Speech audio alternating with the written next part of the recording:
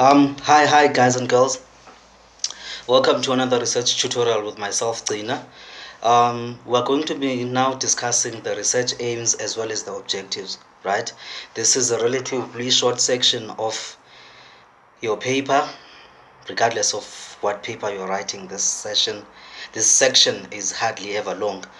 Um, Let us get straight to it. It is worth noting that formatting of the research aims and objectives is quite a complex task. This is because there is no universal criteria for writing out aims and objectives.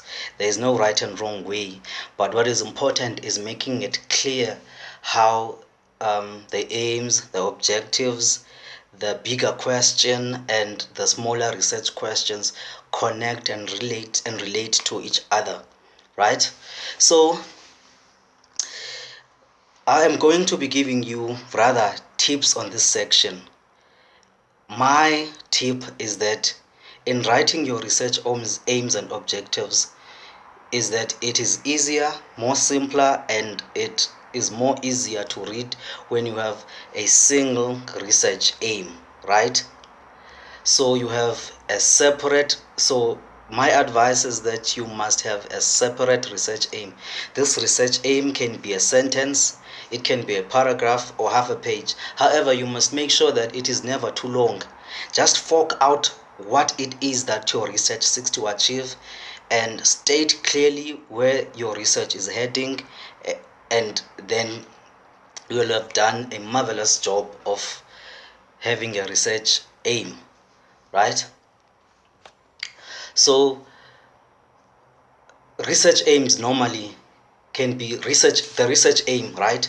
Your single statement can be followed by either your research objectives or your research questions, or both your research objectives and research questions. That of course is dependent on what you agree with in your discussion with your supervisor or mentor. But you should remember that your research objectives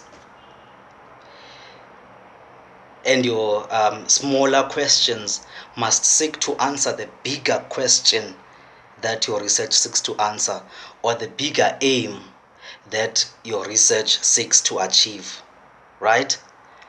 So I will draw an example from my own study which I was doing last year. So the title of my study was Youth Not in Employment, Education or Training in King Sabata Dalindyebo, Perspectives of Youth Regarding Challenges Experienced and the Way Forward. Of course, those challenges were socio-economic challenges. However, we must move forward and explain what I'm trying to say here. So let us try devising an aim that is a single sentence.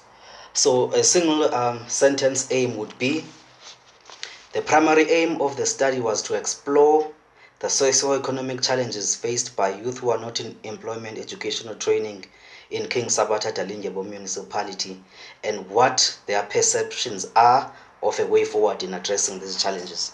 That's a single question. That's a single sentence statement. Very simple and straightforward.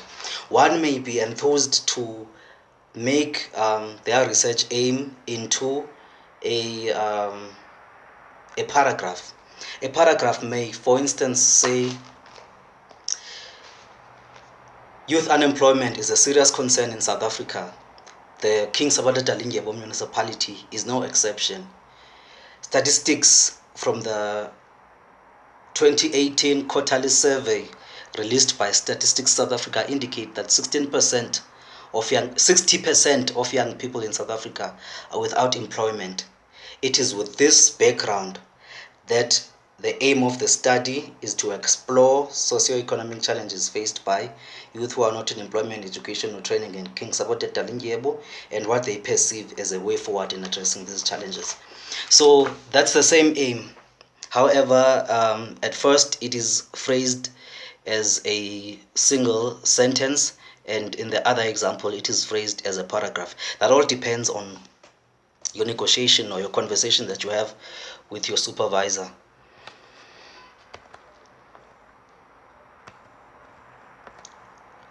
So the research aim can be followed by either objectives or questions, or both objectives and questions. Remember, these are more or less the same thing, right?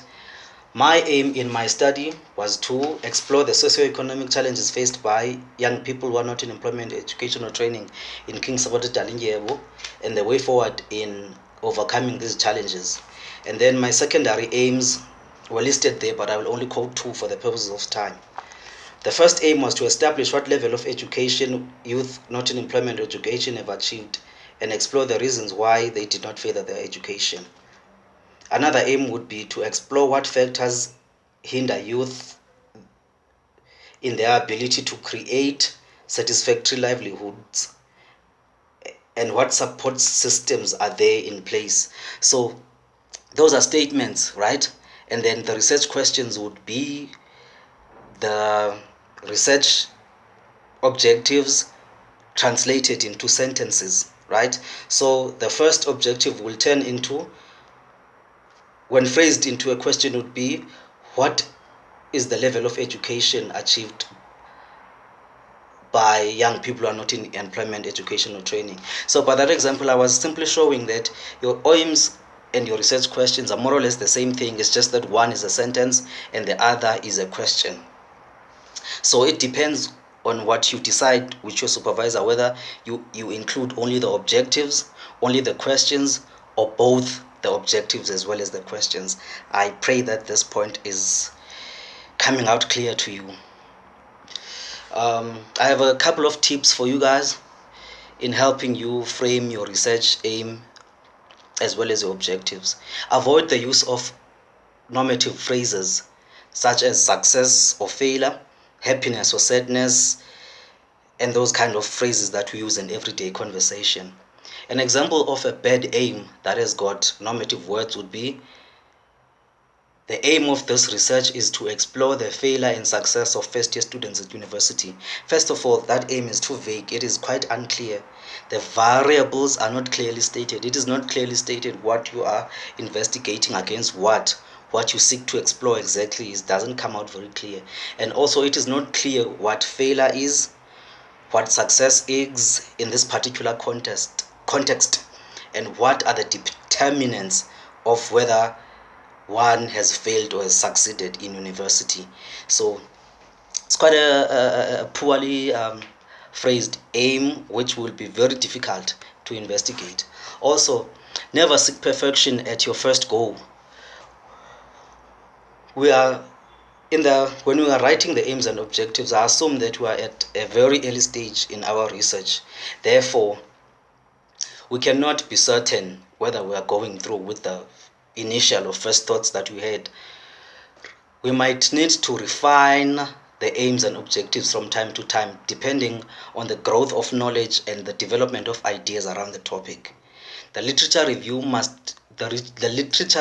the data available may help one to construct a different idea from that which they may have preconceived. You may thus need to keep reformulating your aims and objectives from time to time, depending on the information that is at your disposal. It is, however, important to keep the changes very minor. It must be nothing drastic. Your changes must not change the total outlook of your research, but must refine it to a point where everything comes out clear in terms of your aims and objectives. You can't be talking about cats, cows, and all of a sudden you are talking about mice or rats in the same project. That is just not coherent. Also, be careful of using words such as what, how, and why. I will do a whole section on the nature of research, don't worry about that, but just be careful of using those words because they lead to a lot of confusion. There must also be an idea of symmetry of outcomes. Your data, right, must respond to your aims and objectives, or to your aims and questions, or to both. You shouldn't also overestimate your powers or your ability to answer the question. Ask for help when necessary. Do not open up the scope of your research too wide. You cannot answer each and every each and every aspect of a topic with one research project. So do not overestimate your powers. Make sure that whatever you want to achieve is in line with the resources available to you in terms of literature, in terms of respondents, and in terms of finding the relevant people to answer the questions that you have to, the questions that you need answers to.